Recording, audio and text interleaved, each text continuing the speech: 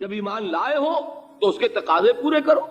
تقاضے کیا ہیں؟ ایمان ہے تو عمل درست ہونا چاہیے، ایمان ہے تو جہاد ہونا چاہیے، ایمان ہے تو جان اور مال کھپانی چاہیے.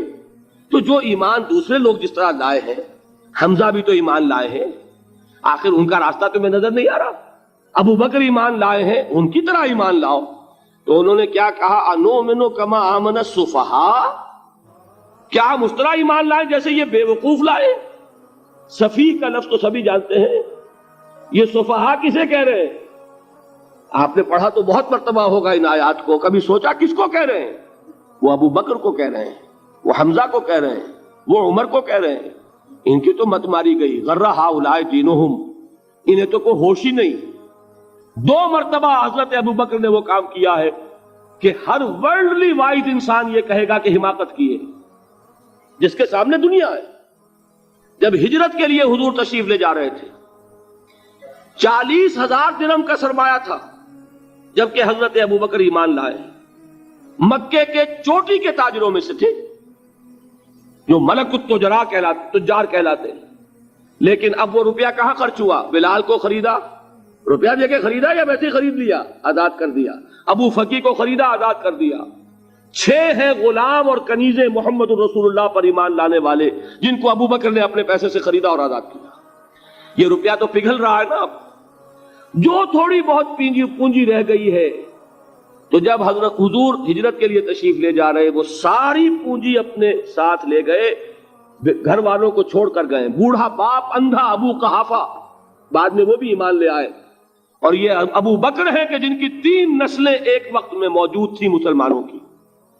ابو قحافہ مومن، ابو بکر مومن، اور ابو بکر کی اولاد مومن، عائشہ، اسما اور ابو بکر اور عبد الرحمن ابن ابی بکر.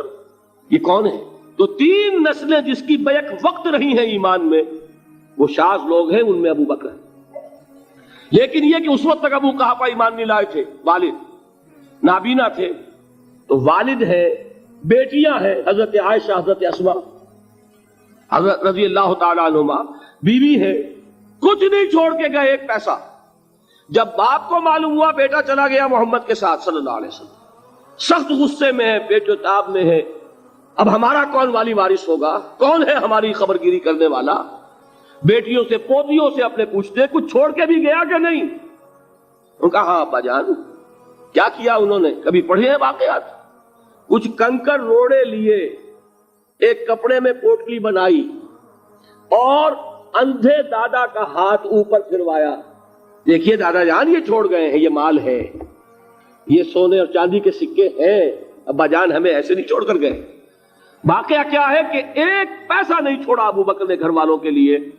سب کچھ لے گئے کہ کیا پتا محمد کے ساتھ جا رہا ہوں، کس وقت کیا ضرورت پیش آ جائے صلی اللہ علیہ وسلم. تو یہ کوئی عقل مندی کی بات ہے؟ اپنے غریبانوں میں جھانکی آپ یہ عقل مندی کریں گے؟ کہیں چاہے نہ، یہ بات دوسری ہے. لیکن یہ کہ اس کو کون ہم میں سے عقل مندی کہے گا؟ اسی طریقے سے جب غزوہ تبوک کا وقت آیا ہے، وہ واقعہ تو بہت مشہور ہے. حضرت عمر فرماتے ہیں کہ اس زمانے میں میرے پاس اتفاقاً پیسہ بہت تھا. میں نے یہ سوچا دل میں کہ اس مرحلے پر تو میں ابو بکر سے بازی لے جاؤں گا. مسابقت ان میں بھی تھی، لیکن نیکی کی مسابقت، خیر کی مسابقت، انفاق فی سبیل اللہ کی مسابقت. تو میں نے سوچا کہ میں بازی لے جاؤں گا. میں نے کیا کیا؟ کل دولت جو تھی اس کے 2 حصے کیے. ایک حصہ گھر رکھا اور ایک لا کے حضور کی خدمت میں پیش کر دیا. حضور نے پوچھا کہ عمر گھر والوں کے لیے کچھ چھوڑا؟ کہ جی ہاں، نصف کیا میں نے، نصف اللہ کی راہ میں حاضر ہے، نصف چھوڑایا. ٹھیک ہے. اب وہ آئے ابو بکر، پوچھا حضور نے ابو بکر گھر والوں کے لیے کچھ چھوڑا؟ کہ نہیں، صدیق کے لیے ہے خدا کا رسول، بس گھر میں اللہ اور اس کے رسول کے نام کے سوا کچھ نہیں چھوڑا. یہی ہے نا، پروانے کو چراغ ہے، بلبل کو پھول، بس، اور صدیق کے لیے ہے خدا کا رسول، بس، مجھے گھر والوں کے لیے کچھ نہیں چاہیے. یہ کام جو ہے، تو یہ جن کا ہم اس وقت ذکر پڑھ رہے ہیں منافقین، ان کے نزدیک حماقت تھی یا عقل مندی تھی؟ یہ سمجھداری تھی یا بے وقوفی تھی؟ وہ ہے جو بات کہہ رہے ہیں کہ جب ان سے کہا جاتا ہے ایمان لاؤ بھلے لوگوں کی طرح جیسے دوسرے لوگ ایمان لائے ہیں، تو کیا کہتے ہیں انؤمن کما آمن السفہاء الا انہم هم السفہاء ولکن لا یعلمون. آگاہ ہو جاؤ، اصل احمق یہ ہے، اصل بے وقوف یہ ہے، انہیں نہیں پتا کہ حقیقت کیا ہے، نفع کیا ہے، نقصان کیا ہے. وہ جو بات میں نے سورۃ العصر میں بیان کی تھی، والعصر ان الانسان لفی خسر الا الذین آمنوا وعملوا الصالحات وتواصوا بالحق وتواصوا بالصبر. جس کے ذہن اور قلب پر یہ صورت کندہ ہو جائے گی، اس کے نزدیک عقل مندی یہ ہے کہ سب کچھ اللہ کی راہ میں لگا دو. جس کے دل میں یہ بات بیٹھی نہیں، اس کے لیے عقل مندی یہ ہے کہ بچا بچا کر رکھو، چھپا چھپا کر رکھو، سنبھال سنبھال کر رکھو. عقل مندی کا اس میں تقاضا کچھ اور، اس میں تقاضا کچھ اور. لیکن یہاں بھی فرمایا وَلَٰكِن لَا يَعْلَمُونَ، انہیں ابھی علم نہیں ہے اس کا. اس سے پہلی آیت میں بھی فرمایا وَلَٰكِن لَا يَشْعُرُونَ، انہیں شعور نہیں ہے. دیکھیے میں آپ کو بتا رہا تھا یہ وہ غیر شعوری نفاق ہے، یہ بڑھتا چلا جا رہا ہے. پہلے جھوٹا بہانہ تھا، پھر جھوٹی قسمیں ہوئیں، پھر دشمنی ہو گئی صادق الایمان جو جان اور مال لگا رہے ہیں، نچھاور کر رہے ہیں پروانہ وار اللہ پر، اللہ کے دین کے اوپر نثار کر رہے ہیں اپنے آپ کو. ان سے عداوت، ان سے دشمنی، ان کا بغض، یہ تھرڈ سٹیج تک پہنچ گئے. اب بھی وہ اپنے آپ کو منافق نہیں سمجھتے، وہ سمجھتے عقل مند تو ہمیں، یہ تو بے وقوف ہے. ہم ہیں اصل میں بھائی، سمجھ کے چلنا چاہیے، تیل دیکھنی چاہیے، تیل کی دھار دیکھنی چاہیے، دائیں بائیں دیکھنا چاہیے، حفاظت کا بھی خیال ہونا چاہیے. یہ ساری چیزیں تو عقل مندی ہے نا دنیا کے اعتبار سے. تو وہ تو انہیں بے وقوف سمجھ رہے ہیں، اپنے آپ کو منافق کہاں سمجھیں گے؟ چاہیے ٹھیک ہے بھائی، دین بھی چاہیے لیکن دنیا کی فکر بھی چاہیے کہ نہیں؟ یہ آپ کہتے ہیں کہ نہیں کہتے؟ یہ تو بات آپ نے بہت دفعہ سنی بھائی، ٹھیک ہے دین بھی ہونا چاہیے لیکن دنیا بھی تو ہونی چاہیے کہ نہیں؟ یہ ہے سمجھ دنیا کی، یہ ہمارے معیارات ہیں. یہی وجہ ہے کہ دین ذلیل سے ذلیل تر ہو رہا ہے.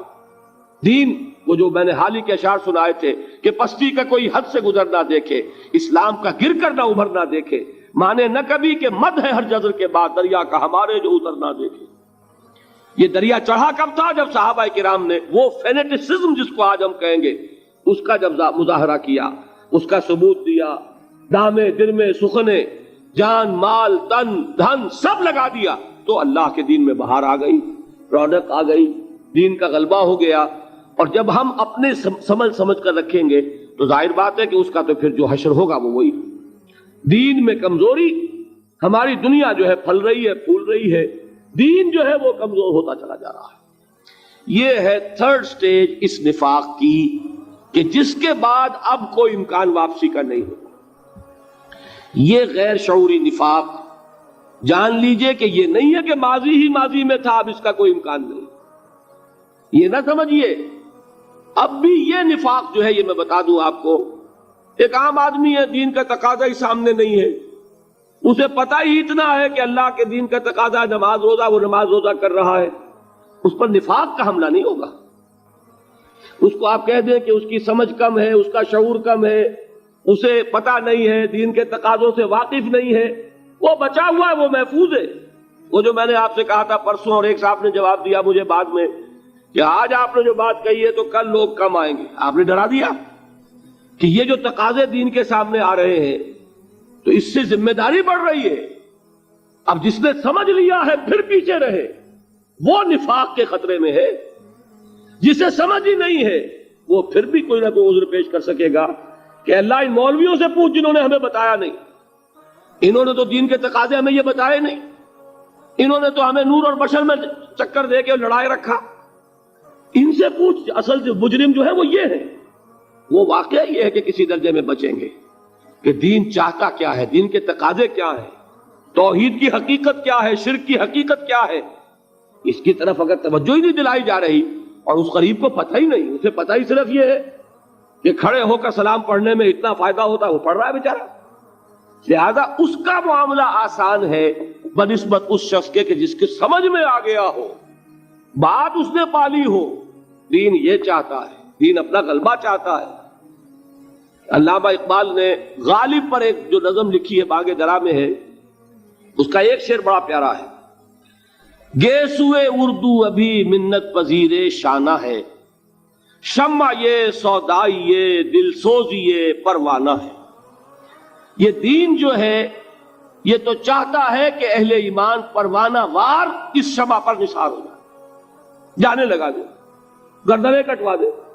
وَلَا تَقُولُوا لِمَنْ يُقْتَلُ فِي سَبِيلِ اللَّهِ أَمْوَاتٌ بَلْ أَحْيَاءٌ وَلَكِنْ لَا تَشْعُرُونَ. اور اگر اس سے پیچھے ہٹیں گے، قدم پیچھے ہٹا نہیں کہ نفاق کی زد میں آئے نہیں. وہ نفاق کی پہلی stage, second stage, third stage, وہاں پہنچ گئے، واپسی نہیں. اس کے لیے ایک اور دو آیات میں چاہتا ہوں کہ اس سے اس حقیقت کو اور سمجھ لیں اچھی طرح، تاکہ کوئی اشکال نہ رہ جائے. ایک آیت تو میں نے شروع میں پڑھی تھی، ایک نہیں ہے، یعنی ایک جگہ سے سورہ عنکبوت، اور ایک آیت ہے سورہ حج کی، وہ میں نے شروع میں تلاوت نہیں کی.